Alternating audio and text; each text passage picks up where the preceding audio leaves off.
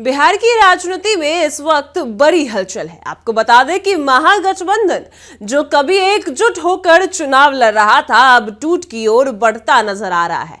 ऐसे में कांग्रेस और आरजेडी के बीच इस दूरी लगातार बढ़ती जा रही है और दोनों दल एक दूसरे पर हार का आरोप लगा रहे हैं। और लेकिन बड़ी खबर यह है कि इस बीच राजनीति के रणनीतिकार प्रशांत किशोर का नाम भी तेजी से चर्चा में है कि अब वो किसके साथ जा सकते हैं। प्रियंका गांधी और प्रशांत किशोर की मुलाकात के बाद सियासी हलकों में सवाल उठने लगे हैं कि क्या प्रशांत किशोर और क्या कांग्रेस अब नई रणनीति के साथ आगे बढ़ना चाहती है और क्या इसके लिए वह लालू परिवार से दूरी बना रही है। बयान बदले हुए हैं, आंदोलन अलग अलग हो रहे हैं और आंकड़े साफ इशारा कर रहे हैं कि बिहार में महागठबंधन अब कमजोर पड़ रहा है, क्योंकि दोनों अलग अलग राह पे हैं। ऐसे में सवाल यही है कि क्या प्रशांत किशोर की एंट्री से बिहार की राजनीति का पूरा खेल बदलने वाला है। इन्हीं सभी पहलुओं और आसान भाषा में हम आपको पूरे जो खबर है उसको बताते हैं कि क्या मामला है कि प्रशांत किशोर किसके साथ जाने वाले हैं।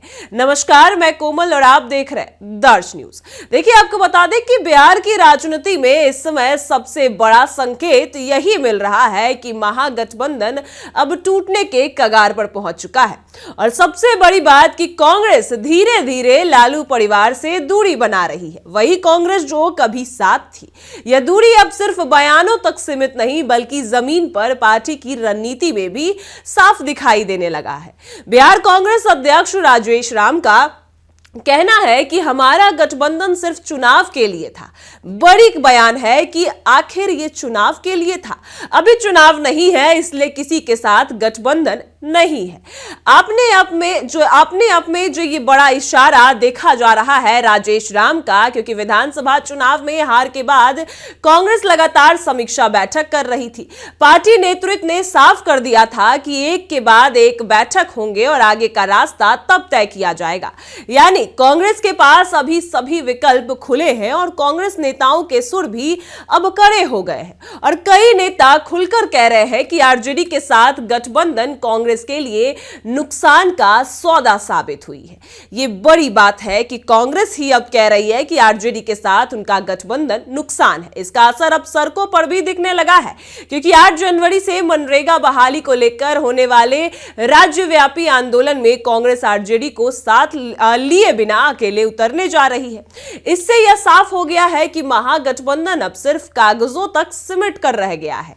अब महागठबंधन में टूट हो चुकी है और कांग्रेस और आरजेडी अलग अलग राह पर निकल चुकी है। आपको बता दें कि कांग्रेस के भीतर जो नाराजगी है वह सिर्फ भावनाओं की नहीं बल्कि पूरे आंकड़े की कहानी है।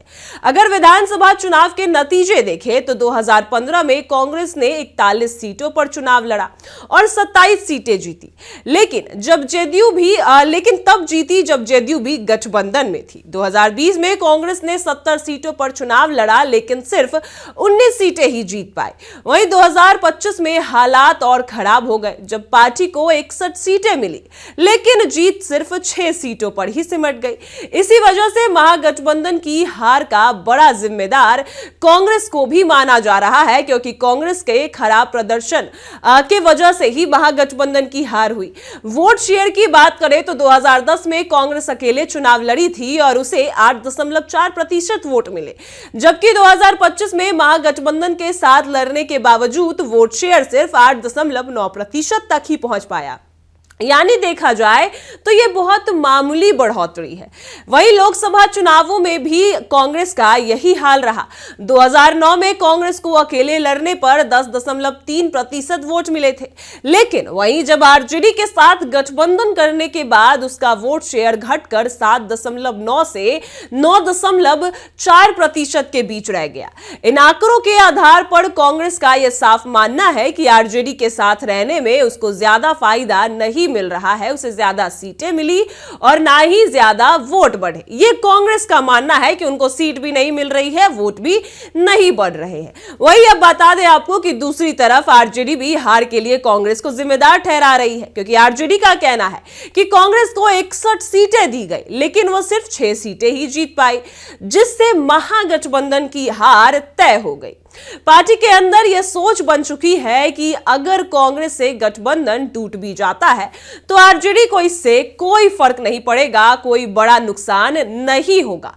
क्योंकि अगर देखा जाए तो तेजस्वी यादव की बात करें तो वो काफी मजबूत है। फिलहाल वो बिहार से बाहर है, लेकिन उनके लौटते ही पार्टी में बड़े बदलाव किए जा सकते हैं, जैसे कि प्रदेश अध्यक्ष को बदला जा सकता है, संगठन में फेरबदल की भी संभावना है। ऐसे में साफ है कि दोनों दलों के बीच भरोसा लगभग खत्म हो चुका है और टूट के कगार पर जा चुका है। और राजनीतिक संकेत यही बता रहे हैं कि बिहार में महागठबंधन के टूटने की सिर्फ औपचारिक घोषणा ही रह चुकी है, क्योंकि कई बार राजनीति में चुप्पी ही सबसे बड़ा संदेश होती है और यह दिख भी रहा है। और इस समय कांग्रेस और आरजेडी के बीच बढ़ती दूरी यही कहानी कह रही है कि अब कांग्रेस और आरजेडी अलग अलग राह पर है, क्योंकि दोनों एक दूसरे पर आरोप लगा रहे हैं। लेकिन इस पूरी राजनीतिक हलचल के बीच प्रशांत किशोर भी एक अहम कड़ी बनकर सामने आए हैं। नवंबर के आखिरी में और दिसंबर के पहले हफ्ते में कांग्रेस नेता प्रियंका गांधी और जन सुराज के संस्थापक सूत्रधार प्रशांत किशोर की दिल्ली में करीब 2 घंटे तक बंद कमरे में मुलाकात हुई। कई मुद्दों पर बातें हुई, जिसमें बिहार और उत्तर प्रदेश की राजनीति पर बातचीत काफी अहम है। भले ही इस मुलाकात को लेकर खुलकर कुछ नहीं कहा गया, लेकिन कांग्रेस के अंदर यह सोच मजबूत हो चुकी है कि अगर वो प्रशांत किशोर के साथ जाते हैं तो वो मजबूत होंगे। भाजपा को अकेले टक्कर वो नहीं दे सकते कांग्रेस, और कांग्रेस को अपने दम पर मजबूत होना होगा। तो राजनीतिक जानकारों का यह कहना है कि भले ही प्रशांत किशोर चुनाव नहीं जीत पाए, भले ही बिहार विधानसभा चुनाव हार गए, लेकिन उन्हें मिला 3.3% वोट। यह दिखाता है कि लोग बदलाव की राजनीति को भी सुन रहे हैं।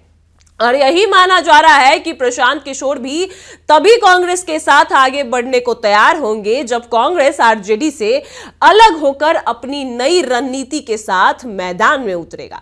तो ऐसे में अगर प्रशांत किशोर कांग्रेस के साथ भी जाते हैं तो भी आरजेडी को कोई नुकसान नहीं पहुंचेगा, ऐसा कहा जा रहा है। अब हालात ऐसे बन चुके हैं कि महागठबंधन को बचाना मुश्किल है, क्योंकि कांग्रेस और आरजेडी के बीच जो भरोसा था वो लगभग खत्म हो चुका है। दोनों पार्टियां अब एक दूसरे पर हार का दोष डाल रही है और अलग अलग रास्ते पर चलती भी नजर आ रही है, क्योंकि चुनाव के परिणाम के बाद दोनों में बातचीत भी नहीं हुई। प्रशांत किशोर की फिर बढ़ती भूमिका और कांग्रेस की बदलती हुई रणनीति ये साफ बता रही है कि कांग्रेस अब लालू परिवार से दूरी बनाकर आगे बढ़ना चाहती है। वहीं आरजेडी भी मान रही है कि कांग्रेस के साथ रहने से उसे कोई खास फायदा नहीं होगा, क्योंकि उन्होंने चुनाव में परिणाम देख लिया है। ऐसे में बिहार की राजनीति में एक नया मोड़ आने वाला है, जहां महागठबंधन की कहानी लगभग अंत पर पहुंच चुकी है। अब बस आधिकारिक ऐलान बाकी है, क्योंकि राजनीति में कभी भी कुछ भी हो सकता है। क्योंकि राजनीति में जब साथ चलने की वजह खत्म हो जाती है तो गठबंधन अपने आप टूट जाता है। और सबसे बड़ी वजह इसमें प्रशांत किशोर और प्रियंका गांधी की मुलाकात को भी माना जा रहा है, क्योंकि प्रियंका गांधी और प्रशांत किशोर की मुलाकात के बाद अब ये कयास लगाए जाने लगे हैं कि कांग्रेस अब आरजेडी का साथ छोड़कर प्रशांत किशोर के साथ जाने वाली है, और प्रशांत किशोर तभी कांग्रेस के साथ आएंगे जब आरजेडी का साथ कांग्रेस छोड़ देती है। क्योंकि ऐसे में अब आरोप प्रत्यारोप कांग्रेस और आरजेडी की तरफ से लगातार लगाए जा रहे हैं। आरजेडी का कहना है कि अगर महागठबंधन की हार हुई तो कांग्रेस की वजह से, क्योंकि अगर कांग्रेस को उतनी सीटें नहीं दी जाती तो महागठबंधन की सीटें जरूर बढ़ती। लेकिन कांग्रेस को जितनी सीटें दी गई 61 सीटों में सिर्फ वो 6 सीट जीत पाई, जिसके वजह से भी महागठबंधन की करारी हार हुई। और ऐसे में अगर कांग्रेस साथ छोड़ भी देती है, प्रशांत किशोर के साथ भी चली जाती है, तो आरजेडी का कहना है कि उसे कोई फर्क नहीं पड़ेगा। वही कांग्रेस का मानना है कि आरजेडी के साथ रहने से उसको नुकसान होगा। ऐसे में अब क्या कुछ होने वाला है, क्योंकि बिहार की राजनीति कभी भी कुछ भी कर सकती है और राजनीति में सच में कभी भी कुछ भी हो सकता है। अब अगर कांग्रेस प्रशांत किशोर के साथ चली जाती है, गठबंधन बना लेती है, तो कहीं ना कहीं आरजेडी को जो है वो झटका जरूर लगेगा, क्योंकि आरजेडी फिर अकेली हो जाएगी। अब आगे क्या कुछ होता है वो आपको बताएंगे। फिलहाल आप कमेंट में हमें जरूर बताइए कि आपको क्या लगता है। इस खबर में इतना ही। आप देख रहे हैं दर्श news. In a world full of noise, imagine a place of calm. 41 acres of green, open learning, where classrooms blend with nature. and ideas grow freely.